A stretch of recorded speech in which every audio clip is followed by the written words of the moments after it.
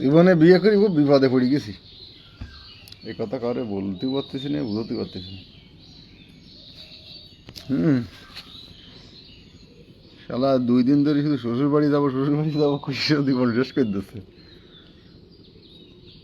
কি আর করা, বিপদ যেহেতু গাড়ে নিছি তখন তো সামলাতে তো হবেই। কালবৈশাখী ঝড় যাই লাগলো, যাতে চাইলাম না শ্বশুর বাড়ি, তা যাই লাগবে। তা আমি না গেলি নাকি তার পেটের ভাত হজম হবে না ওই জায়গায়। আচ্ছা ঠিক আছে, মেনে নিলাম। তা ফাইনালি ডেট ঠিক হইলো আজকিরা, আমার শ্বশুর বাড়ি যাইতে হবে। তা বললো সকালবেলা যাতে। তা আমি তুই জিজ্ঞেস করলাম কি, তা যাবা না? তা বললো যে হ্যাঁ যাবে। তা আমি জিজ্ঞেস করলাম যে সকালে কি নাস্তা করে দেবা না নাস্তা না করে দেবা? তা করছে নাস্তা না করি চলো। হ্যাঁ, তখন বাপের বাড়ি টান উঠিছে। মানুষের যেরকম নেশা ওঠে না, ওই যে মদ খাওয়ার, গাঁজা খাওয়ার, বিড়ি খাওয়ার,